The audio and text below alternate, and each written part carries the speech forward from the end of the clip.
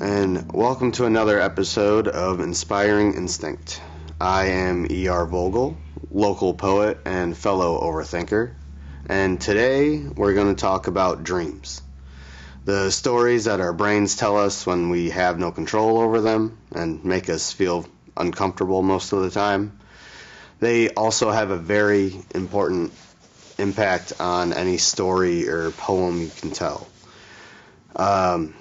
One of the largest ways is that we get to understand the character that we're talking about a lot deeper. We get a look inside their head, what sort of internal conflicts that they're going through that we might not have known any other way. This is just the subconscious thoughts that run through their head throughout the day. We also get a deeper connection of understanding the character because they're more relatable. We all dream, hopefully, and if we can feel as vulnerable as the character does, the audience is going to want to stick around and listen to the whole story. It is also a great tool to use for a background. You can have a dream be from a memory or a certain pinpointed moment that really shapes this character's personality, why they are so good or why they are so bad. Also, dreams can strongly affect the story themselves. You can use dreams as a way to get the story moving along a lot faster or more succinctly, with the hero having an epiphany during their dream, or they can recall the memory through their dream as well. And another interesting aspect of it is, can we really trust that dream, though?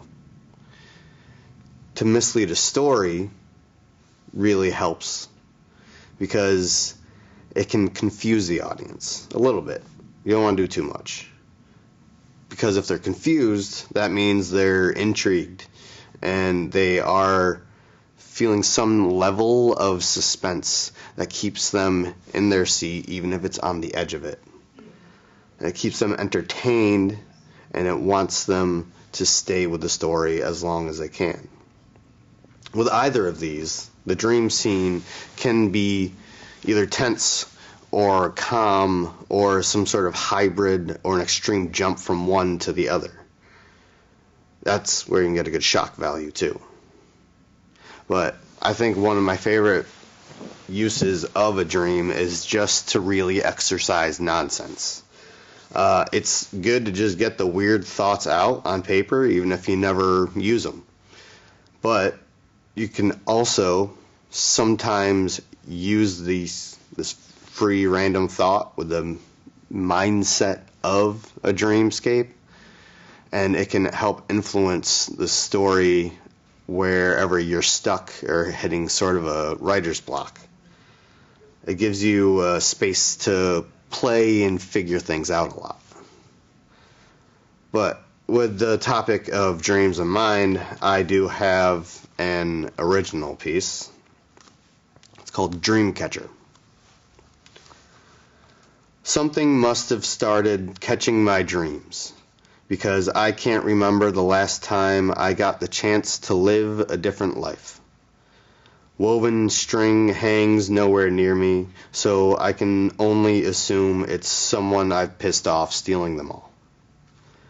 These subconscious stories that stress me out about what's stressing me out aren't teaching me anything, because there is no imaginary classroom to randomly appear in, naked and afraid. Just a blank memory, like I've never learned anything.